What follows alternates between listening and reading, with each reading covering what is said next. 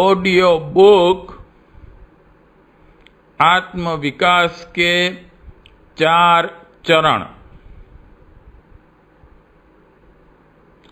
गायत्री मंत्र हमारे साथ साथ। ओम भूर्भुवः स्वः तत्सवितुर्वरेण्यं भर्गो देवस्य धीमहि धियो यो नः प्रचोदयात्। देवियों, भाइयों, भजन पूजन की बात आप सुन चुके, स्वाध्याय और सत्संग की बात भी कर ली। इसके अतिरिक्त पूजा परक, उपासना परक 2 और भी आध्यात्मिक प्रयोग हैं जो आपको करने ही चाहिए। इनमें से एक का नाम है चिंतन और दूसरे का नाम है मनन। चिंतन और मनन के लिए किसी कर्मकांड को जरूरत नहीं है, किसी पूजा विधान की जरूरत नहीं है और किसी समय निर्धारण की जरूरत नहीं है। अच्छा तो यह हो कि इन सब कामों के लिए आप सवेरे का समय ही रखें। अध्यात्म साधना के लिए सबसे अच्छा समय प्रातः काल का ही है, दूसरे कामों के लिए भी प्रातः काल का ही है। यानी कि 24 घंटों में जो सबसे अच्छा समय है वह प्रातः काल का ही है। प्रातः काल के समय को आप जिस भी काम में लगा देंगे उसी काम में आपको बड़ी प्रसन्नता मिलेगी और सफलता भी मिलेगी। अंतर गुहा में प्रवेश करें। इसलिए चिंतन और मनन की एकांत साधना के लिए अगर आप प्रातः काल का समय निकाल पाएं तो बहुत अच्छा। कदाचित प्रातः काल का समय निकालना आपके लिए संभव न हो तो आप ऐसा करें कि और कोई समय एक साथ मनोयोग पूर्वक काम करने हेतु आप निकाल लें। जब कभी आप यह देख पाएं कि एक आधा घंटा या 15 मिनट का समय ऐसा निकलता है जिसमें आप शांत चित्त हैं, इसमें मन के लिए शांत चित्त होना जरूरी है। भाग दौड़ में रास्ता चलते चलते फिरते कहीं भी जप कर लेंगे, नहीं, ऐसा मत कीजिए। चिंतन मनन के लिए ऐसा संभव नहीं है। इसके लिए ऐसा स्थान होना चाहिए जहां बाहरी विक्षेप उत्पन्न न होता हो और आपका मन शांत और एकाग्र हो जाता हो। इसके लिए कोई मुनासिब एकांत का स्थान मिल जाए तो और भी अच्छा, लेकिन अगर न मिले तो आप आंखें बंद करके भी ऐसी जगह बैठ सकते हैं जहां कोलाहल न हो। आंखें बंद कर लेंगे तब भी गुफा निवास की स्थिति बन जाती है। गुफा में चले जाना और शांत एकांत में चले जाना एक ही बात है। अगर ऐसा संभव न हो तो आप आंखें बंद कर लें। आंखें बंद करना भी एक काम है। आंखें बंद करने से भी बहुत काम बन सकता है।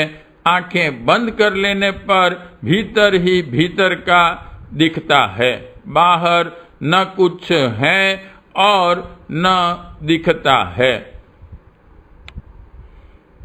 अतः आप अपनी आंखें बंद करके अपने आप को एकांत में समाया हुआ देखें। इस प्रकार जैसे भी काम चल सकता हो, चिंतन मनन के लिए आप कहीं थोड़ी देर के लिए शांत चित्त से बैठ जाएं और यह समझें कि हम अकेले हैं, कोई हमारा साथी और सहकारी नहीं है। साथी अपनी जगह पर सहकारी अपने स्थान पर, कुटुंबी अपने स्थान पर, पैसा अपने स्थान पर, व्यापार अपने स्थान पर, खेतीबाड़ी अपने स्थान पर, इन सब को अपने अपने स्थान पर रहने दीजिए।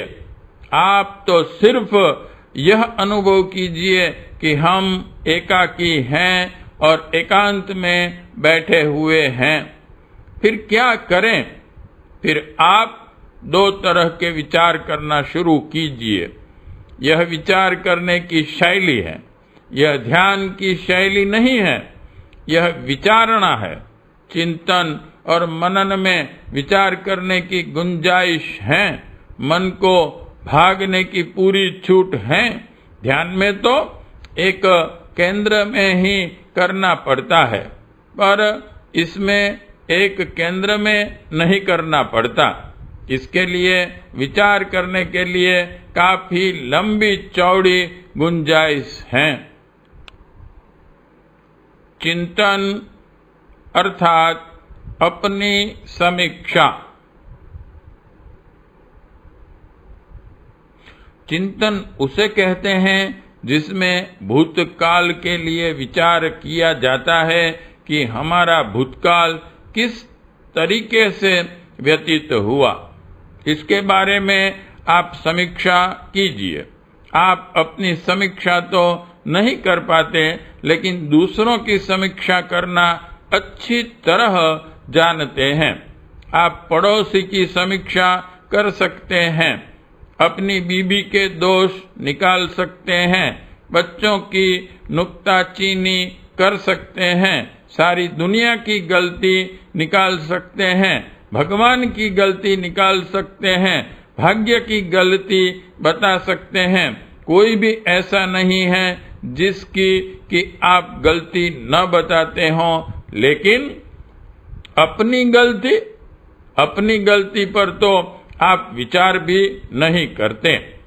अगर आप अपनी गलतियों पर विचार करना शुरू करें, अपनी स्वयं की समीक्षा करें, तो ढेरों की ढेरों चीजें ऐसी मालूम पड़ेगी जो हमको नहीं करनी थी। ढेरों चीजें ऐसी मालूम पड़ेगी कि जिन कामों को हमने किया है, जिन बातों को अपनाया है, उनको नहीं अपनाना चाहिए था। यह विचार कभी आता है आपको? नहीं, कभी नहीं आता। मित्रों, मन की बनावट ही कुछ ऐसी है कि अपना जो कुछ है सो अच्छा। हमेशा मन में यही बात बनी रहती है कि अपना स्वभाव भी अच्छा, अपनी आदतें भी अच्छी, अपना विचार भी अच्छा, सब कुछ अपना ही अच्छा, बाहर वालों का गलत। आमतौर से लोगों की यही मनोवृत्ति होती है और यह मनोवृत्ति गलत है। आध्यात्मिक उन्नति में यह मनोवृत्ति बहुत भयंकर है। आध्यात्मिक उन्नति में इसके बराबर अड़चन डालने वाला दूसरा और कोई व्यवधान है ही नहीं। इसलिए आप पहला काम वहां से शुरू कीजिए, आत्म समीक्षा से। एकांत में चिंतन के लिए जब आप बैठें तो आप यह विचार किया करें कि हम पिछले दिनों क्या भूल करते रहे हैं। हम रास्ता भटक तो नहीं गए, भूल तो नहीं गए। इसके लिए ही जन्म मिला था क्या? जिस काम के लिए जन्म मिला था वही किया गया? पेट के लिए जितनी जरूरत थी उससे ज्यादा कमाते रहे क्या? कुटुंब की जितनी जिम्मेदारियां पूरी करनी थी उसके स्थान पर अनावश्यक संख्या में पैसे बहाते रहे क्या? और जिन लोगों को जिस चीज की जरूरत नहीं थी उनको प्रसन्न रखने के लिए उपहार रूप में लादते रहे क्या? क्यों? आखिर क्या वजह थी? यह सब गलतियां, इनकी समीक्षा करना शुरू कीजिए। इसी तरह अपने खान पान के लिए, स्वास्थ्य के लिए, आहार विहार के लिए जैसा रखना था वैसा ही रखा क्या? चिंतन की शैली में जैसी शालीनता का समावेश होना चाहिए था वैसा रखा क्या? नहीं। न हमने अपने शरीर के प्रति अपने कर्तव्य का पालन किया, न अपने मस्तिष्क के प्रति कर्तव्य का पालन किया, न अपने कुटुंबियों के प्रति अपने कर्तव्य का पालन किया। कर्तव्यों की दृष्टि से हम बराबर पिछड़ते हुए चले गए। अतः जहाँ जहाँ पिछड़ते हुए चले गए, उन सब के विषय में एक बार फिर विचार कीजिए। आत्म सुधार की प्रक्रिया। क्यों? विचार करने से क्या फायदा है? विचार करने से यह फायदा है कि गलतियां जब समझ में आ जाएगी तो सुधार की भी गुंजाइश रहेगी। गलतियां समझ में नहीं आएंगी तो आप सुधरेंगे ही क्यों? बीमारी का निर्धारण हो जाए, कोई चेकिंग करके पता चला ले कि आपके भीतर टीबी की शिकायत है, तभी तो आप उसका इलाज करेंगे ना। अगर आपको मालूम ही नहीं है तो यही कहेंगे कि हमारा तो ऐसे ही शरीर ढीला हो जाता है, कोई बीमारी नहीं है। इसलिए समीक्षा जो है नाड़ी परीक्षा की तरह है, उसे अपने आप ही कीजिए। भूतकाल के संबंध में पापों को ही क्राइम नहीं कहते, पाप उन्हें भी कहते हैं जो कि जीवन को ठीक तरीके से जीने का क्रम है, उसका व्यतिक्रम भी पाप में आता है। क्राइम तो यह है चोरी, डकैती, अपहरण, हत्या वगैरह। यह तो बुरे कर्म है ही, मगर यह भी कम बुरा कर्म नहीं है कि आप आलस्य और प्रमाद में ही समय काट दें। आप अपने स्वभाव को गुस्सेल बनाकर रखें, ईर्ष्या किया करें, चिंतन और मनन को अस्त व्यस्त बनाकर रखें। यह भी कोई ढंग है? यह क्या है? ये भी गलतियां हैं। व्यक्तिगत जीवन में आपके गुण कर्म और स्वभाव संबंधी गलतियों क्या हुई और क्राइम, अपराध, जुर्म करने के संबंध में क्या भूले हुई, इन दोनों के बारे में एक बार विचार कीजिए। यह विचार करना बहुत जरूरी है। इससे यह मालूम होता है कि हमारी गलतियां कहाँ है और हम कितने चूक करते रहे और चूक कर रहे हैं। आत्मनिरीक्षण द्वारा इन चूकों को सुधारने वाला अगला कदम आता है आत्म परिष्कार, अर्थात आत्मनिरीक्षण के बाद में आत्म परिष्कार का दूसरा नंबर आता है। सुधार कैसे करें? सुधार में क्या बात करनी होती है? सुधार में रोकथाम करनी होती है। मसलन आप शराब पीते हैं तो शराब पीना बंद कीजिए। आप बीड़ी पीते हैं, सिगरेट पीते हैं, अपना कलेजा जलाते हैं, तो अब विचार कीजिए कि अब हम कलेजा नहीं जलाएंगे। आत्म परिशोधन इसी का नाम है कि जो गलतियां आपसे हुई हैं उनके विरुद्ध आप रुकावट खड़ी कर दें। रोकथाम के लिए आमादा हो जाएं और संकल्प लें कि जो भूलें हमसे हुई हैं अब न हो, इसके लिए स्कीम बनाएं। अपने मन से स्वयं लड़िए। मित्रों, गलतियां न होने देने का तरीका क्या है? अपने अंदर जो कमजोरियों, कच्चाइयां आई हैं, उन्हें कैसे दूर करेंगे? यह कमजोरियों और कच्चाइयां जब मजबूर करेगी कि जो ढर्रा चलता रहा है वही चलता रहना चाहिए, तब फिर क्या करेंगे?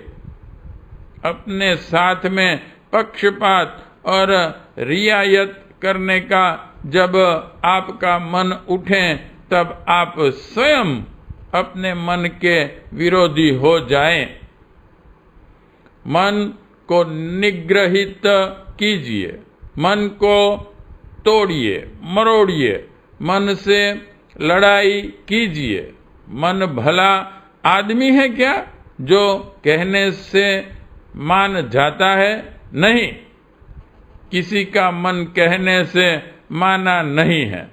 आप सबको यही शिकायत रहती है न कि हमारा मन नहीं लगता, तो फिर मन को लगाइए ना। मन क्या कोई ऐसा भला आदमी है जो अच्छे कामों में लग जाएगा? नहीं लगेगा, क्योंकि मन के ऊपर कुछ संस्कार जमे हुए हैं। आप यह उम्मीद करते हैं कि आपका मन अच्छे कामों में लगेगा, ध्यान में लगेगा, भजन में लगेगा। नहीं लगेगा, इसको लगाना पड़ता है। जिस तरह बैल को हल में चलाना सिखाना पड़ता है, घोड़े को जिस तरह जबरन तांगे में चलाना पड़ता है, जैसे सर्कस के जानवरों को कोड़ा मार मार कर अभ्यास कराना पड़ता है, ठीक उसी तरीके से आपको अपने मन को मारना पड़ेगा, मन को तोड़ना मरोड़ना पड़ेगा, मन से प्रतिद्वंदिता करनी पड़ेगी, मन से बगावत करनी पड़ेगी। उसको सजा देने की भी जरूरत पड़ेगी, जिससे घूम फिर कर वह सही रास्ते पर आ जाए। प्रश्न उठता है कि अगर मन न माने तब? जब फिर अपने खाने में और सोने में किफायत कर डालिए। इतने पर भी यदि मन नहीं माना और आप जहां सोचना नहीं चाहते थे, जो करना नहीं चाहते थे, किया, तो आप एक समय का खाना बंद कर सकते हैं। पूरा खाना न बंद करना हो तो आप उसमें कटौती कर सकते हैं। आप 4 रोटी खाते हैं और अगर आपका मन गड़बड़ी करता है तो 2 रोटी खाइए, आधा बंद कर दीजिए।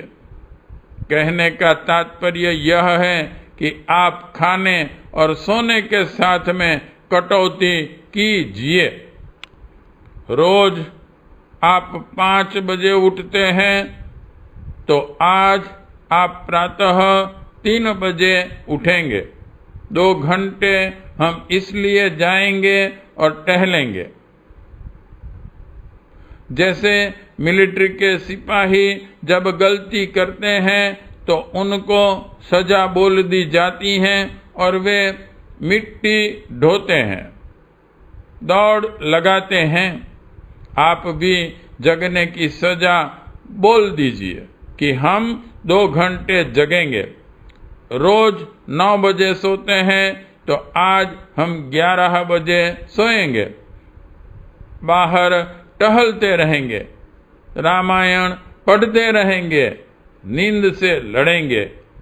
क्यों? यह दंड है। मित्रों, अपने आप को दंड देने की पद्धति भी आवश्यक है। इसके बिना सुधार होना संभव नहीं है। दंड की प्रक्रिया भी जरूरी है। समझाने भर से ही कहाँ मान जाता है, खास तौर से दुराग्रही लोग, दुराग्रही जानवर और दुराग्रही मन। खास तौर से दुराग्रही मन से आप यह उम्मीद मत कीजिए कि आपके कहने देने से, पढ़ लेने से या सुन लेने से या समझा देने से बात बन जाएगी। ऐसे नहीं बनेगी। इसके लिए आपको लड़ना पड़ेगा। मन के साथ बगावत को क्या करना है और उस खाई को कैसे पाटना है, यह तभी तो करेंगे जब पिछली बातें याद आएं। पिछली बातें याद करने का नाम है चिंतन। चिंतन आप जरूर किया कीजिए।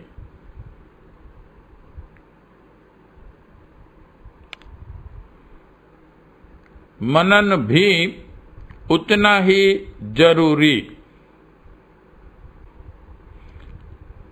दो बातें हो गई न। एक हो गया आत्मनिरीक्षण और एक हो गया आत्म परिष्कार या आत्म परिशोधन। यह हो गया चिंतन। चिंतन की दो ही धाराएं हैं, गलतियों को याद करना और गलतियों को सुधारने के लिए हिम्मत इकट्ठी कर लेना और तदनुरूप कार्य पद्धति बना लेना।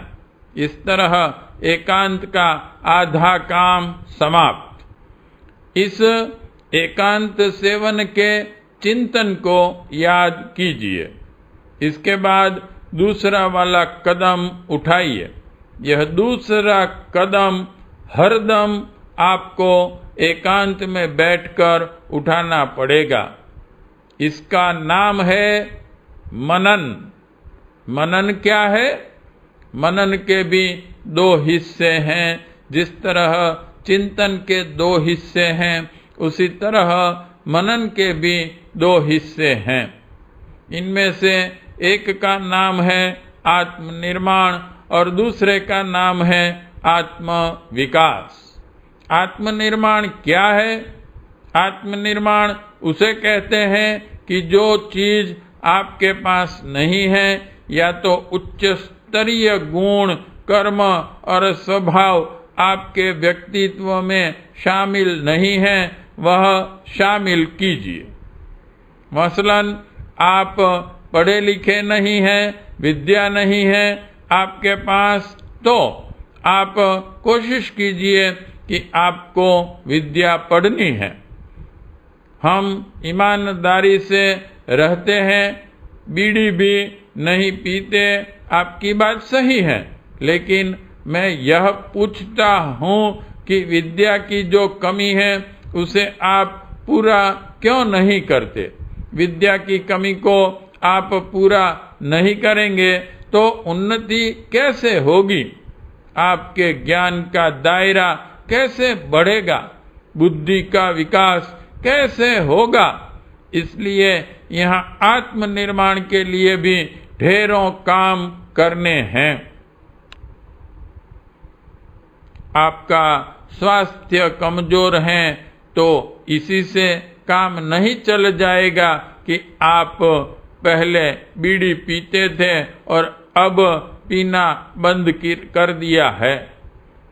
बीड़ी पीना तो बंद करना ही पड़ेगा, पर साथ में एक काम और करना पड़ेगा।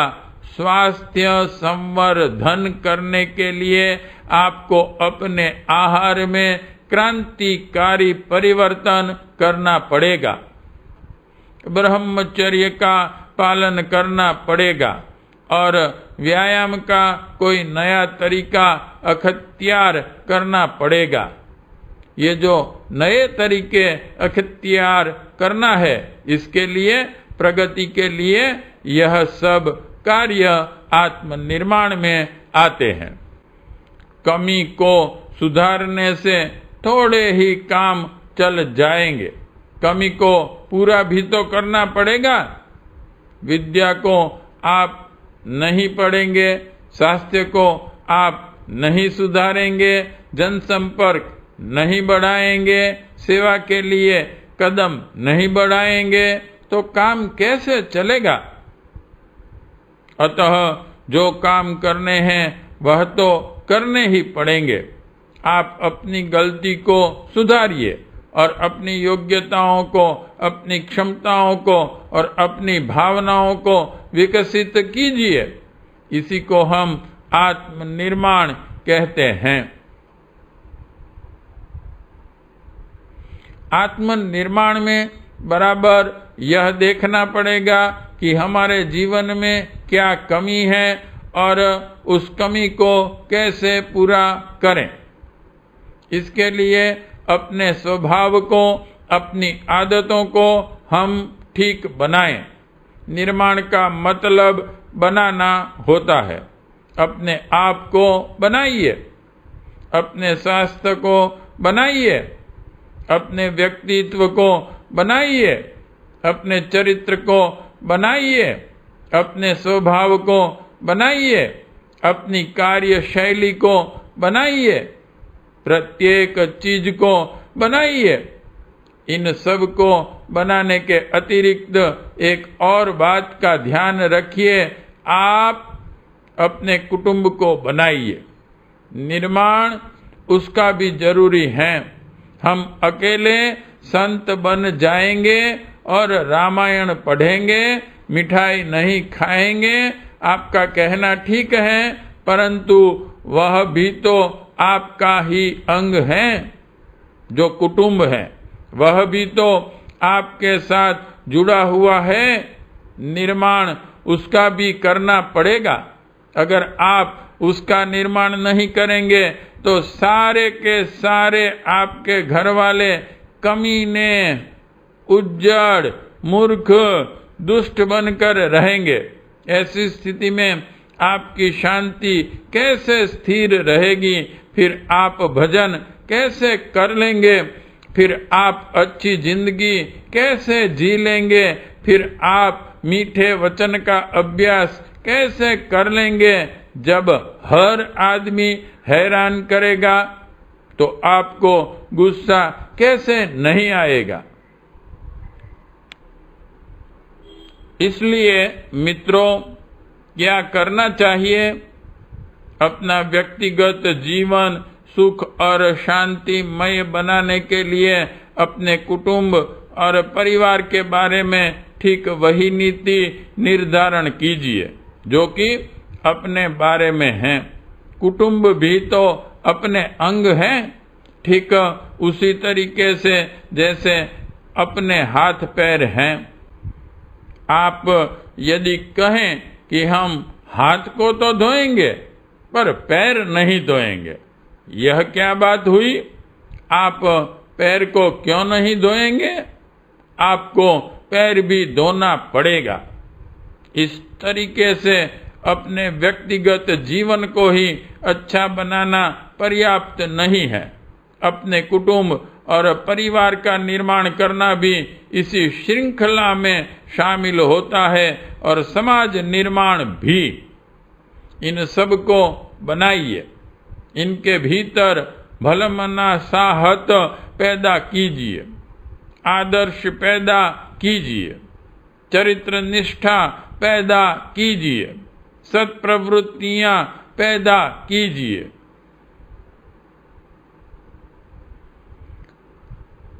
सबसे बड़ा निर्माण आत्मनिर्माण। आप संपन्न बन जाएं या न बन पाएं, इससे कुछ बनता बिगड़ता नहीं है। गरीबी में भी लोगों ने शानदार जिंदगियां जी हैं और अमीर रहते हुए भी आदमी ने इतने कलह उत्पन्न किए हैं कि वे स्वयं तो मरे ही हैं, दूसरों को भी मार डाला है।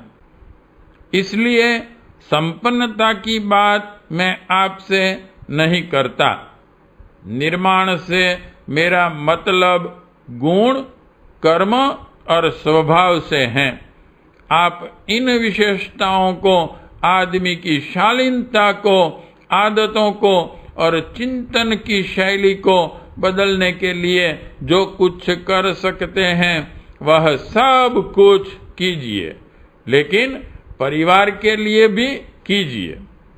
परिवार के पंचशीलों में है श्रमशीलता का नाम आता है, सुव्यवस्था का नाम आता है, मितव्ययिता का नाम आता है, सहकारिता, शालीनता का नाम आता है।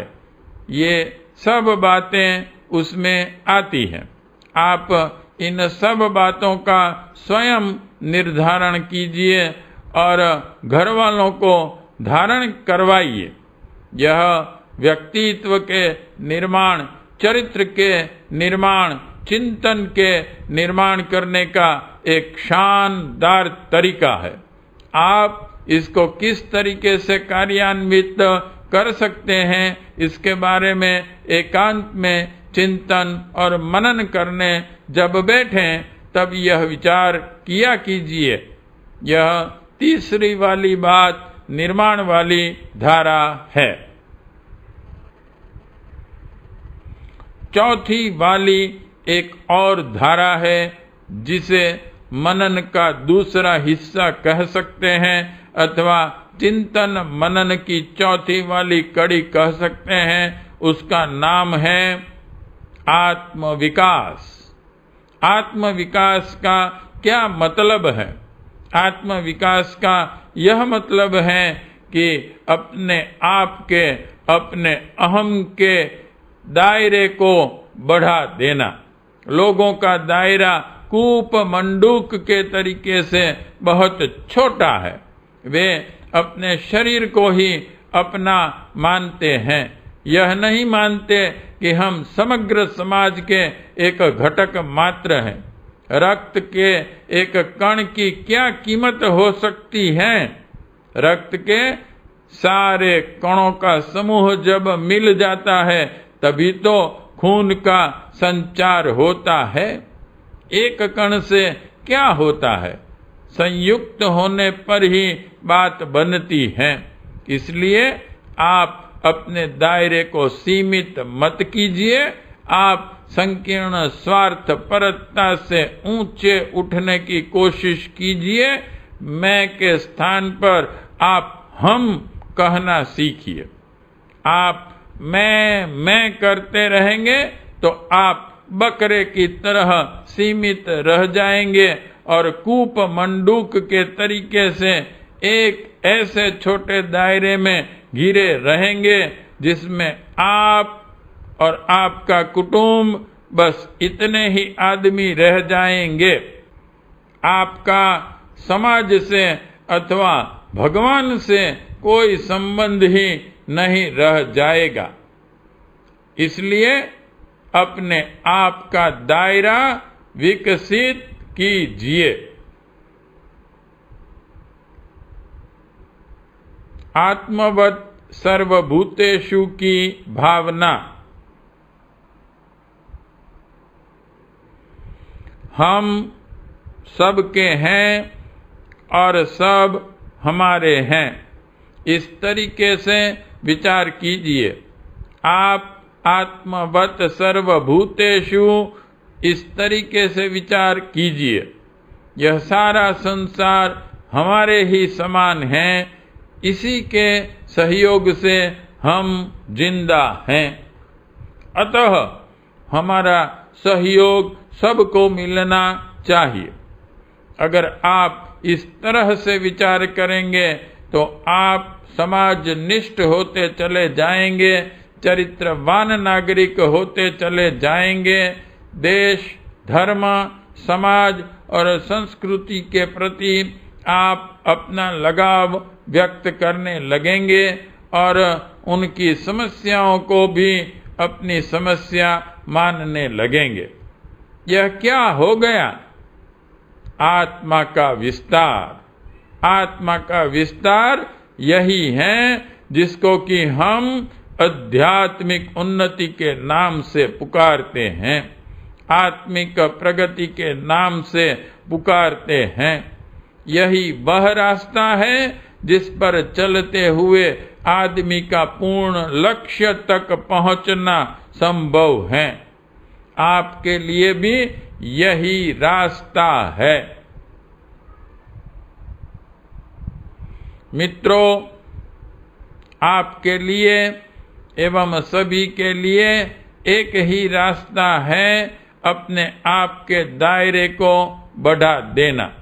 संतों ने यही किया था, महापुरुषों ने यही किया था। वे अपने लिए नहीं जिए, समाज के लिए जिए, देश, धर्म और संस्कृति के लिए जिए। सबके दुखों में शामिल हुए, औरों के दुख बटाते रहें और अपने सुख बांटते रहें।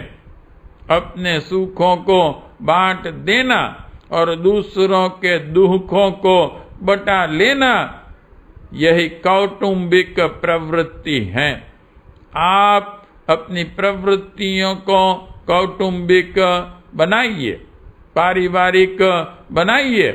अपने परिवार की जिस तरह आप अपना समझते हैं, ठीक उसी तरीके से सारे समाज को भी अपना समझिए, सारे देश को अपना समझिए, सारी मानव जाति को, प्राणी मात्र को अपना समझिए और अपना दायरा बढ़ाइए। मित्रों, जो चीजें आपको अपनी मालूम पड़ती हैं, उनसे प्रसन्नता होती है और उनको आप अपना समझते हैं। लेकिन अगर आप सबको अपना मान लें, तब आपको कितना गौरव और प्रसन्नता का अनुभव होगा, कह नहीं सकते। तब सूरज भी आपका, चांद भी आपका, सितारे भी आपके, नदी भी आपकी, पहाड़ भी आपके, जमीन भी आपकी, सारे इंसान भी आपके, सारे कुटुंब भी आपके, सारा संसार भी आपका। इस तरह अपना दायरा चौड़ा करने तब आपकी खुशी का ठिकाना नहीं रहेगा। अभी तो आपने थोड़े से लोगों को, थोड़ी भी वस्तुओं को अपना माना है, उससे भी कुछ न कुछ तो आपको राहत मिली है, प्रसन्नता होती है। लेकिन जिस दिन आप सबको अपना मानने लगेंगे और अपने को सबका मानने लगेंगे, तब आप देखना कि आपको कैसा मजा आता है, कितना आनंद आता है और जीवन में, गतिविधियों में कैसा हेर फेर होता है और आपकी प्रसन्नता किस तरीके से जमीन से आसमान को छूने लगती है। इस तरह आप अपने अंदर ऐसी स्थिति पैदा कीजिए। संक्षेप में कहें तो चिंतन परक आत्म समीक्षा 1, आत्म सुधार 2 और मनन परक आत्म निर्माण 1 और आत्म विकास 2। 2 मनन की धाराएं और 2 चिंतन की धाराएं, चारों को मिला दीजिए। यह चारों वेदों का सार है। ये चारों दिशाओं से भगवान के बरसने वाले अनुदानों को प्राप्त करने का सही तरीका है। आपकी उपासना में चिंतन और मनन का भी स्थान रहना चाहिए, और न केवल स्थान रहना चाहिए बल्कि उसे मजबूती से पकड़े रहना चाहिए। छोड़ना किसी भी कीमत पर न हो। अगर आपका ऐसा संकल्प हो तो आप अध्यात्म जीवन में तेजी से आगे बढ़ेंगे और वह लाभ प्राप्त करेंगे जो अध्यात्मवाद की शक्ल में प्राप्त होते रहे हैं। ओम शांति ही। ऑडियो बुक समाप्त।